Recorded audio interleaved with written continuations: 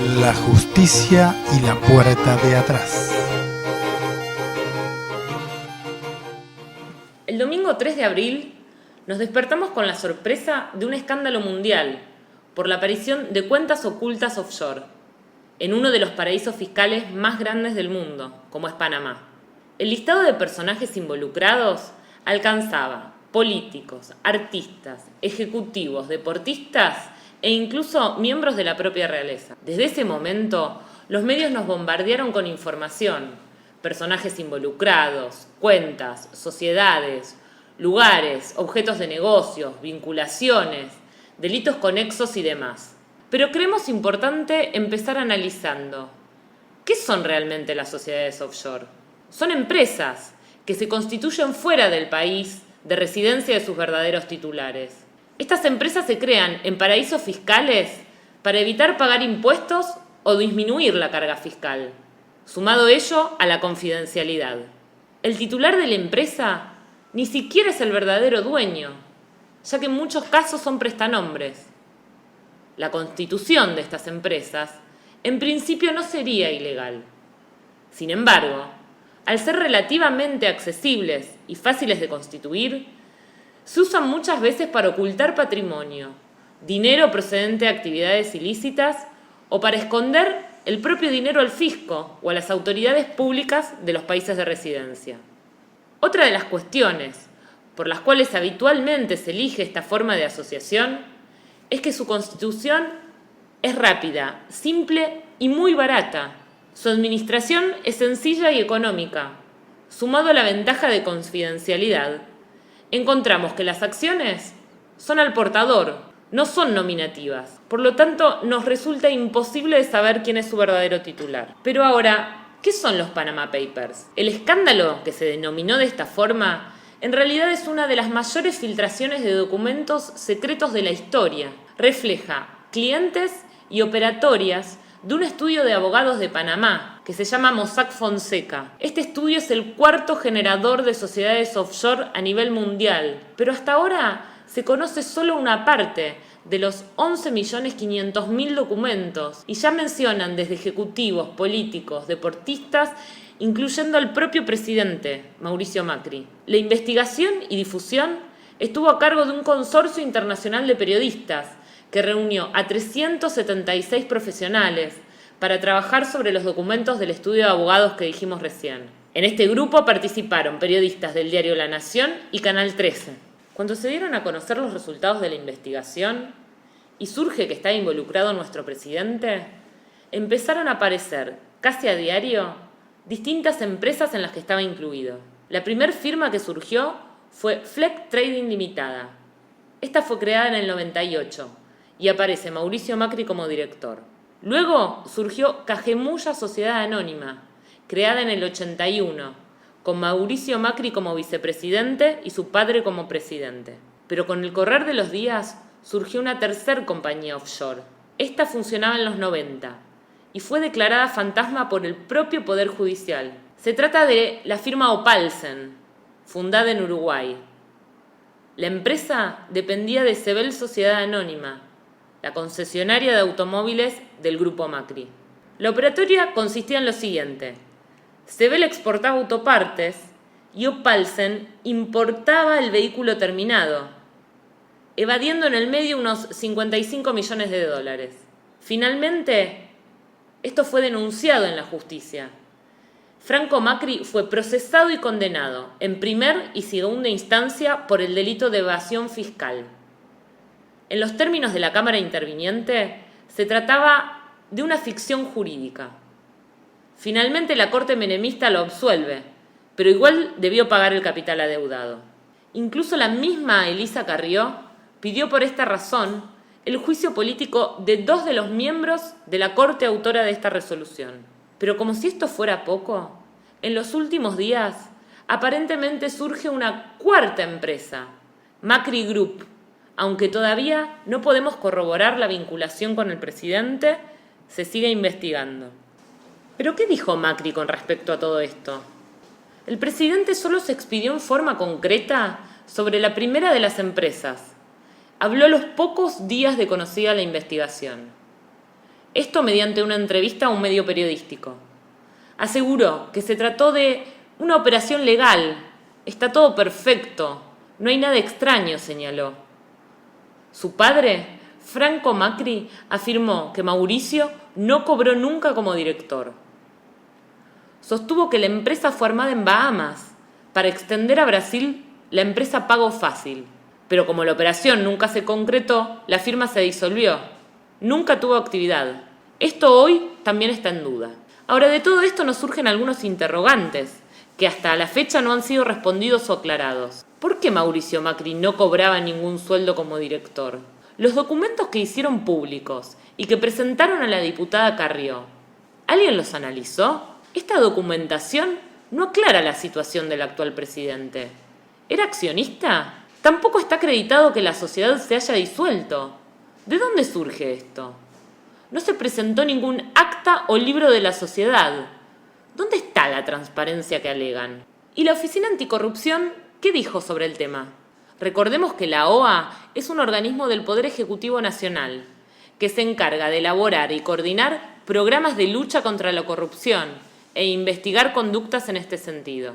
Ahora bien, su intervención prevé un procedimiento específico que implican varios y complejos pasos que en este caso parece que la titular de la Oficina Anticorrupción lo sintetizó en tan solo unos minutos. Cuando la consultaron, indicó, a las pocas horas de haberse descubierto esta investigación, que la constitución de sociedades offshore no es un delito. Ahora, Alonso cambió rápidamente de opinión una vez que se convierte al oficialismo. En el año 2013 podemos leer un tuit suyo en el que condena duramente el desvío de fondos a paraísos fiscales y los relaciona directamente con el robo. Decía por entonces: en la cleptocracia el dinero es lavado o se desvía a cuentas bancarias secretas, por lo general a paraísos fiscales, como encubrimiento del robo. Todos los interrogantes que nos formulamos, en todo caso, deberán debatirse en sede judicial. El diputado nacional Darío Martínez, diputado por Neuquén del Frente para la Victoria, presentó una denuncia, actualmente radicada en el Juzgado Federal de Sebastián Casanelo. Si bien, desde el amplio arco opositor, se reclamaron acciones urgentes y medidas en el ámbito tanto del Poder Ejecutivo como del Legislativo, estas acciones fueron por demás efectistas, no fueron esclarecedoras o contundentes. En otros países ocurrió lo contrario. Acá, por ejemplo, no se vio una convocatoria o comunicación a la inmensa mayoría del pueblo que permitiera ponernos en alerta y movilización, exigiendo explicaciones urgentes y definitorias. Se ha esgrimido muchísimas veces que existe una falta de responsabilidad fiscal por parte de los argentinos, pero resulta que la inmensa mayoría pagamos rigurosamente nuestros impuestos y sostenemos un país plagado de desigualdades también en esta materia. ¿Por qué? Porque los que menos tienen son los que más pagamos. Y son los sectores que menos pagan los que tienen las herramientas para evadir, entre comillas, parece, legalmente sus obligaciones o fugar divisas y privar a los millones de ciudadanos de recursos que podrían mejorar la inclusión social o los planes de infraestructura. De todo lo analizado hasta acá, podemos sacar muchas conclusiones. Cuestiones que deben seguir investigándose, pero no perdamos el foco. La cuestión no es si el señor presidente fue propietario o director de empresas offshore. Lo importante no es definir si corresponde o no tenerlas declaradas. No es definir si son 2, 3 o 10 empresas, o si tenían o no actividad o activos operando, o si eran para trabajar en Brasil, Argentina o la India. No es saber si sus cuentas eran abultadas o insignificantes. La cuestión, lo que nos tiene que importar como ciudadanos, no debe permitirnos perder la centralidad del planteo, que es que el presidente de la Nación opera desde hace años y en secreto en las mismas cuevas, en las mismas cloacas financieras que ladrones, evasores, estafadores, corruptos y narcotraficantes de todo el planeta. Y después de tanta declamación de ética y reclamo estigmatizante de lo nacional y popular, algunos debieran recordar al maestro Jaureche cuando dijo: Es necesaria una moral nacional, que es lo que llamamos patriotismo. La justicia y la puerta de atrás.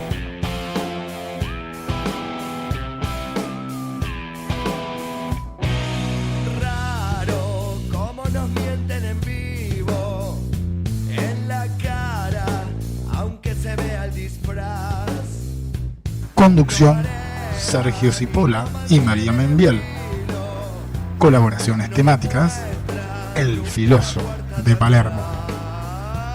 Colaboraciones especiales: Daniela Cipolla. Idea y producción: Centro de Políticas de Gestión. Producción general: La Soberana.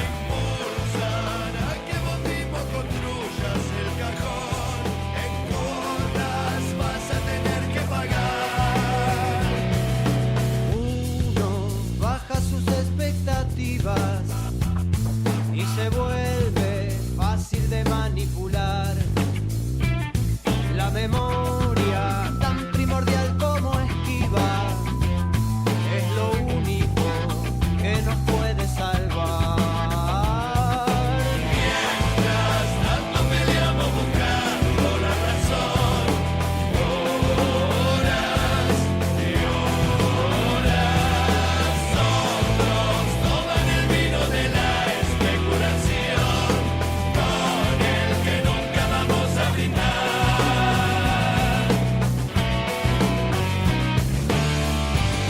A los dueños no los nombran. Lo que falta es lo que nunca va a llegar. La nariz contra la alfombra. Ni nos matan ni nos dejan levantar.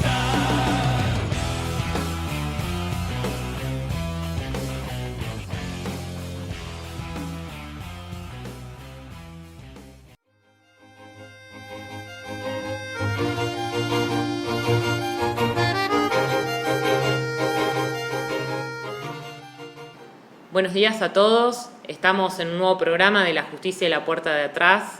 Hoy nos pareció muy importante tocar el tema de los denominados Panama Papers, esta investigación de este grupo de periodistas. Estamos acá con Sergio y charlando un poco sobre la editorial, ¿no? Buen día, Sergio, ¿cómo estás? Bueno, buenos días a todos. Como siempre, tratando de no solamente reflejar lo que simplemente dice la prensa oficial, sino también rastrear y buscar detrás de la escena cuál ha sido la verdad. Y ahí un poco estabas hablando en la editorial, específicamente el caso de Freck Trading, que queda un poco la duda entre lo que están diciendo los medios concentrados. ¿Tuvo actividad o no tuvo actividad en Brasil? Porque Macri dice que no tuvo. ¿Qué hemos podido investigar? Bueno, como bien dijimos, en la primera declaración del presidente, que fue a las pocas horas de conocida esta investigación, él salió a hablar de la primera empresa, es la única vez que se expidió sobre el tema. La primera empresa que aparece en escena es esta Flat Trading, y él lo que alega es que es una empresa que se constituyó hace muchos años, que dejó de operar, que se había constituido con un fin específico, que era llevar el servicio de pago fácil a la República Hermana de Brasil, y que como no se concretó la venta, como no se concretó la operación, la empresa terminó cerrando. Esto tiene varias cuestiones a discutir, ¿no? Luego, con el transcurrir del tiempo, de los días, surgió que esta declaración, esta afirmación que hizo el presidente fue totalmente errónea, porque se investigó y se analizó, se encontró que finalmente Pago Fácil operó en Brasil, ¿no? No a través de esta empresa puntualmente, pero a través de otra subsidiaria del grupo Macri. Sí, y un viejo conocido de Macri, Salvestrini, los hinchas de Boca seguramente lo recordarán, fue tesorero de Boca Junior. Él mismo lo reconoce que se generaron la apertura de 15 centros de Rapipago en el propio Brasil. Sí, esto surge de la propia Junta Comercial del Estado de San Pablo, ¿no? De la propia documentación oficial de Brasil, de ahí surge la afirmación. Pero también sería bueno plantearnos si el pobre Mauricio solamente era el partícipe necesario o director o titular de alguna firma offshore, o hay otros funcionarios en lo que hemos podido investigar. No, en el transcurso de los días, recordemos que esto arranca el 3 de abril, ¿no? En el transcurso de estos pocos días fueron surgiendo distintos funcionarios e integrantes de Cambiemos, además de figuras de renombre mundial, ¿no? Pero en lo que respecta a nuestro país, numerosos funcionarios con empresas y firmas situadas en Panamá. Entre ellos podemos mencionar a Gustavo Arribas, el titular de la AFI, al ministro de Cultura de la Ciudad Autónoma, Darío Lopérfido, el primo de Mauricio, Jorge Macri, el intendente Vicente López. Caputo, ¿no? Caputo, dentro de los empresarios. Vos lo mencionaste recién, Angelici, el presidente del Club Atlético Boca Juniors. Un caso singular es el caso del intendente de Lanús, ¿no? Grindetti, que también salió en todos los diarios. Él salió a hacer declaraciones por una firma que pareció a su nombre, que en realidad luego se explicó que no es que él era directivo o presidente de la firma, sino que él tenía un simple poder, dice él. Ahora, cuando se da a conocer el contenido de ese poder, no es un simple poder, tenía amplias facultades de administración y disposición de todos los bienes de la firma. Es una firma que actualmente se encuentra vigente y además el poder le daba facultades para administrar y abrir cuentas específicamente en Suiza, que es otro paraíso fiscal. Sí. Entonces no es tan sencillo. El secretario de Derechos Humanos también reconoció a Bruch. A Bruch también, su esposa está implicada como tesorera de la firma. Ahora, lo que es irrisorio es la justificación de nuestro ministro de Justicia, ¿no? Cuando para justificarse dice que son más los funcionarios que no tienen cuentas que los que sí, entonces por ese lado estaría justificándose. Y vos lo explicaste muy bien ahí en el editorial, pero repasemos un poquito cuál es el sentido de generar, el sentido jurídico de tener un offshore. Y pensemos principalmente en lo que se busca con la constitución de estas empresas, ¿no? Por lo general son empresas que se constituyen fuera del país de residencia de los constituyentes, de los titulares, de los dueños de las empresas. Se crean en paraísos fiscales para evitar pagar impuestos o para pagar menos impuestos. ¿Por qué se les dice paraísos fiscales? Porque justamente son lugares en los que no hay impuestos, con el objeto de atraer inversiones, de atraer gente que quiera abrir este tipo de empresas, o los exime del pago de impuestos o tienen muchos menos impuestos de los que se pagarían en el lugar de residencia. En el caso de esta empresa que hablamos de Brasil, recién de Flex Trading, ¿para qué iban a constituir una sociedad en Panamá? Que esto nadie lo discute, ¿no? Es gracioso. ¿Para qué van a constituir una sociedad en Panamá si el objetivo es que un empresario argentino realice un negocio en Brasil? ¿Qué tiene que ver Panamá? Claramente es el objeto de evadir impuestos. Claro, estamos hablando casi de, por ejemplo, un nivel impositivo en un determinado país del 38-40% contra 5% que puede ser en Panamá. Hay una pequeña diferencia. Sí, ni hablar. Además de el objeto de evitar que esa empresa figure en su patrimonio, porque tampoco es casual que esa empresa no esté declarada. La estás abriendo, la estás separando de tu patrimonio.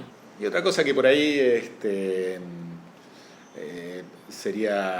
produce curiosidad, o por ahí los oyentes se preguntan, ¿es fácil armar un offshore? ¿Es como ir a hacer un trámite acá a la esquina? ¿Es comprarlo en un kiosco? ¿O tiene alguna complejidad su armado? Y por lo general lo que nos devela esta investigación de Panama Papers es, hay 4 o 5 estudios importantes en el mundo, de los cuales este estudio que nos brinda esta información, o del cual surge esta información, es el 4º estudio más importante en el mundo. Hay estudios de abogados y contables específicos para constituir este tipo de sociedades. La constitución se hace a muy bajo costo, no se pide demasiada documentación, se inscribe en un registro a nivel local y luego se paga una remesa, un canon periódico, que también el costo es muy bajo. Sí se pide a veces, en el caso de Panamá, de la investigación surge que se pedía una base mínima de $10.000 de inversión, y luego nadie cuestionaba, ni los directores, ni los titulares, nada. De hecho, en el caso de Grindetti, por ejemplo, de los directores de la empresa, uno de los directores era director de otras 800 empresas en el mismo país, constituida por el mismo estudio de abogados, y otra de las directoras de más de 1.000. Con lo cual, ahí nos da un poco... un panorama de flojitos de papeles, digamos. Exactamente. Más teniendo en cuenta que las acciones no son nominativas, ¿no? Entonces, hoy puedo figurar yo como accionista y mañana esa acción, que en definitiva es un papel, te la doy a vos y el accionista pasás a ser vos sin necesidad de denunciarlo ni de que figure en ningún registro. Creo que en el caso de Panamá recién ha dejado o tiene la obligatoriedad de ser nominativas. Creo que es a partir de agosto del 2015 se modificó la legislación a los fines de que, bueno, esto no ocurra, pero no fue una decisión de carácter interno, sino fue una imposición de organismos internacionales con el tema del blanqueo. Blanqueo, transparencia, exactamente. Y bueno, para complementar este bloque, quizás sería bueno, con tanto baldazo de realidad, encomendarnos a algún santo. Y en este caso elegimos algo de Los Piojos, que se encomiendan a San Jaureche.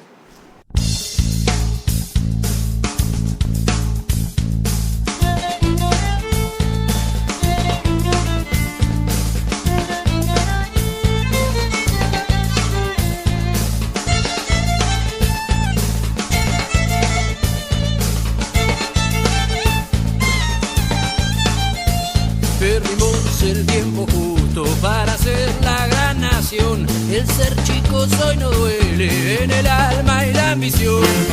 Hubo un día en que la historia nos dio la oportunidad de ser un país con gloria, un granero colonial.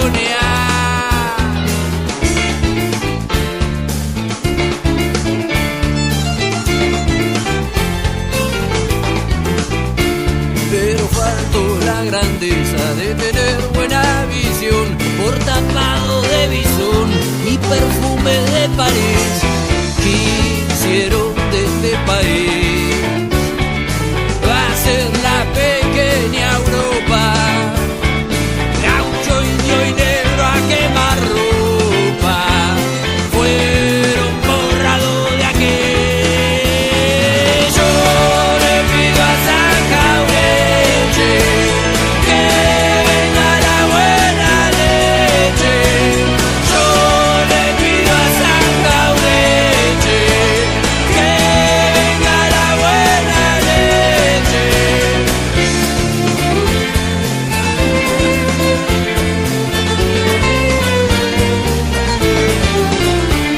Sarmiento y Mitre entregados a la cadena foránea, el Sillón y Rivadavia hoy encuentran sucesores que le voy a hablar de amores y relaciones carnales. Todos sabemos lo males que hay donde estamos parados por culpa de unos tarados y unos cuantos criminales. Yo le pido a San Jaureche que venga la buena leche. Yo le pido a San Jaureche que venga la buena leche.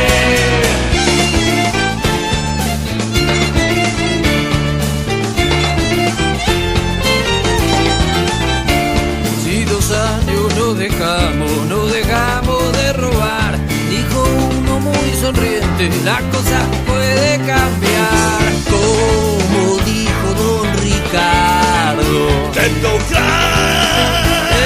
que hay. Por si quiero de esta tierra, por favor tómensela.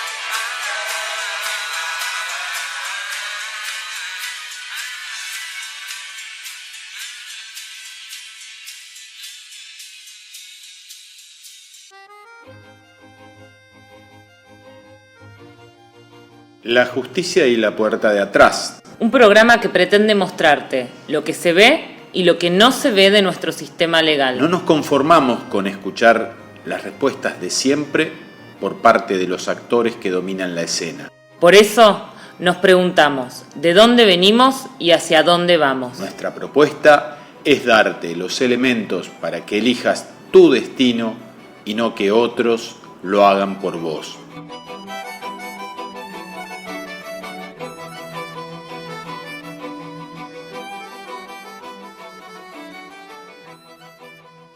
Seguimos en el programa.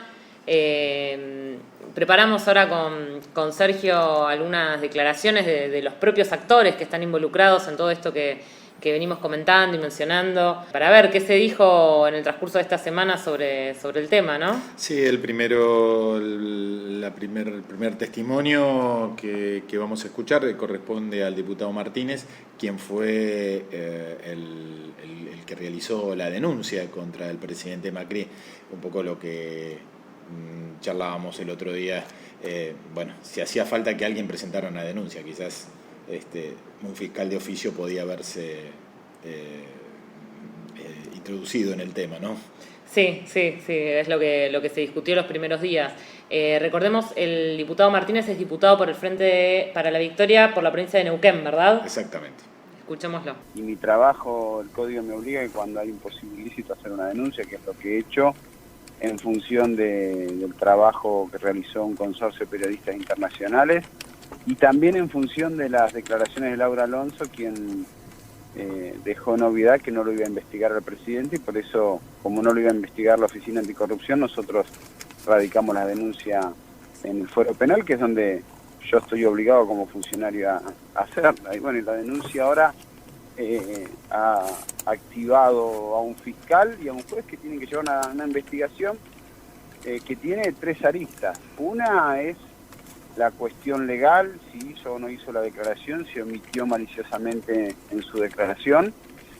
Otra es la pregunta de fondo, que es la que yo hago, la que yo le haría al presidente y la que me gustaría que el presidente conteste. ¿Para qué crea sociedades en paraísos fiscales? Hay al menos 2 sociedades acreditadas, vinculadas al presidente, y la respuesta la debería dar él. ¿Para qué creó, participó en la creación y firmó de 2 sociedades en paraísos fiscales? Sí, que la tercera arista que se desprende de todo esto es, está bien que ya olvidémonos del presidente, que empresas creen en paraísos fiscales para pagar menos impuestos o para evadir. Bueno, esto es una discusión que para mí deberá terminar en una ley en la cual yo ya estoy trabajando para que por lo menos, aquellas que están relacionadas a paraísos fiscales o sus socios están relacionados no puedan ser proveedoras del Estado. Perfecto, esta es la denuncia del diputado. Ahora, ¿tenemos también, Sergio, la declaración del fiscal que está interviniendo en esta denuncia? Exactamente, Federico Delgado hizo el pedido de imputación del ingeniero Macri y lo tenemos para escuchar. Es bastante sencillo, más allá de las implicancias que tiene por las características del actor, es bastante sencillo. Desde el año 1999, todos los funcionarios públicos en la Argentina tienen la obligación de hacer una declaración jurada. Esa declaración jurada nos obliga a poner absolutamente todas nuestras participaciones en comerciales, incluso hasta los bienes suntuosos que tenemos, como anillos, cuántos televisores tenemos, etcétera, etcétera. Y de eso no escapa nadie. Con la revelación esta de los conocidos Panama Papers, surgió que el presidente Macri había participado de una sociedad offshore, ¿verdad? Un señor Martínez, que ahora me enteré que es diputado, hizo una denuncia, justamente, bueno, la denuncia es bastante compleja, pero cuando nosotros la pasamos por el colador, nos dimos cuenta que el primer hecho relevante que había que verificar era si el señor Macri había omitido poner un dato en su declaración jurada, y después de esa operación tendríamos que determinar si esa omisión fue maliciosa, es decir, hay 2 cosas para ver. Primero, si tenía que declarar una participación comercial en una sociedad y no la declaró, que es una cuestión eso de manual, ¿no? Es la puso en el papel o no la puso en el papel. Y la segunda, para decirlo brutalmente, si a propósito la escondió eventualmente, o se le escapó la tortuga, o fue un error de algún empleado.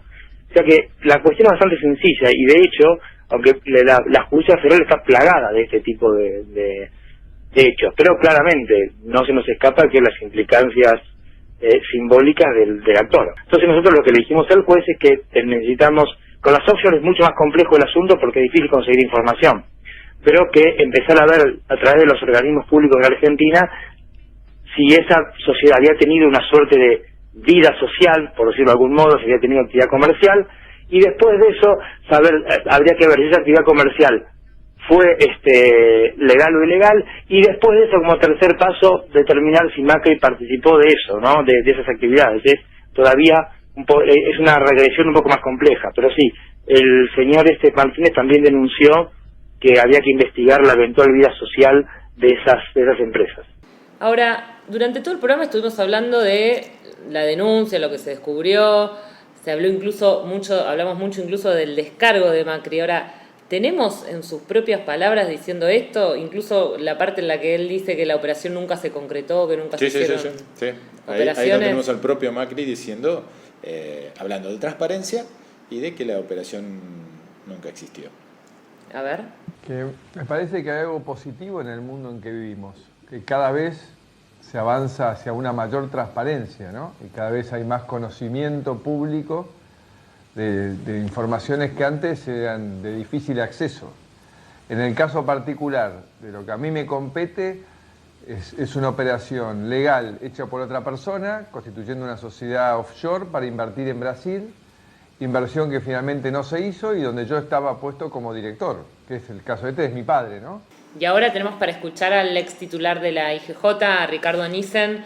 Él es catedrático, académico en materia de sociedades comerciales también. Me parece interesante, presten atención la parte cuando habla de sociedades en fraude a la ley, lo que se establece en relación a esto en la ley 19.550 de sociedades comerciales. Sí, pobre Macri, debiera escucharlo un poquito más, sobre todo para cuando constituya alguna otra sociedad, ¿no? Sí, o cuando tenga que prestar declaración para defenderse o para explicar esta Constitución, ¿no?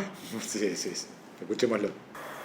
Hubiera sido maravilloso que si querían operar en Brasil hubieran ido a Brasil. Ajá. Y hubieran inscrito la sociedad en Brasil. No en las Islas Vírgenes, perdón, o en Bahamas, o en donde estuvo en Panamá. En Bahamas fue. Todo sí, bueno, por eso todas estas sociedades no hay planificación fiscal, es no querer pagar impuestos simplemente, no es una cuestión voluntaria que yo planifico el pago de mis impuestos en los paraísos fiscales. Las ventajas que dan estos paraísos fiscales es directamente no pagar impuestos, y por eso es que estos lugares viven de esas prebendas. Pero si yo quiero, esa es la ley brasilera o la ley argentina, si yo quiero hacer una sociedad argentina y operar en Argentina, tengo los moldes argentinos. Y a tal punto es así, por ejemplo, que el artículo 124 de la ley 19.550 llama a las sociedades extranjeras que están constituidas en el extranjero para operar en el país, lo llama sociedad constituidas en fraude a la ley. Por eso le digo todo. Una sociedad offshore que no se inscribió en la República Argentina, que no se adaptó a la ley argentina y que resulta que realiza toda la actividad argentina, está considerada como una sociedad ilegítima. Por lo tanto, tenemos un sistema muy similar al brasilero, de manera tal que sostener alegremente que esto es que es todo legal, ir a otro país, pero resulta a través de una sociedad que es de un paraíso fiscal, yo no estoy muy convencido.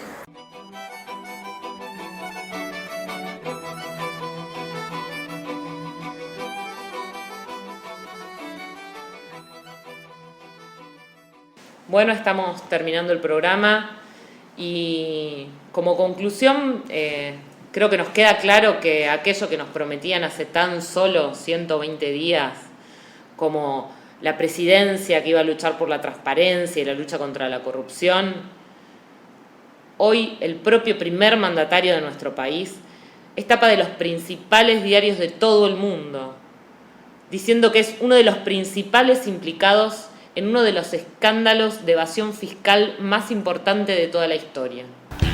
La justicia y la puerta de atrás.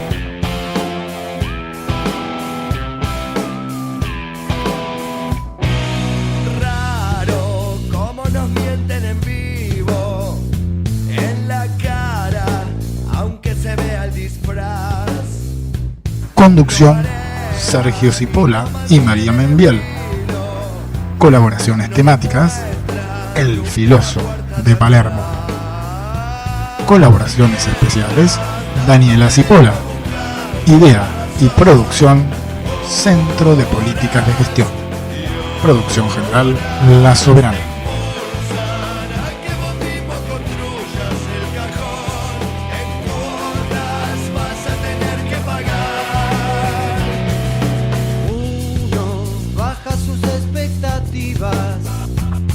Y se vuelve fácil de manipular. La memoria, tan primordial como esquiva, es lo único que nos puede salvar. Mientras tanto peleamos buscando la razón, horas y horas otros toman el vino de la especulación, con el que nunca vamos a brindar.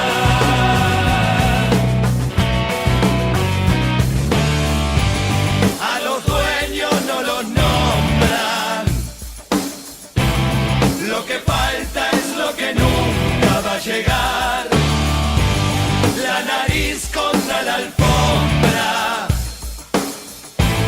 ni nos matan ni nos dejan levantar.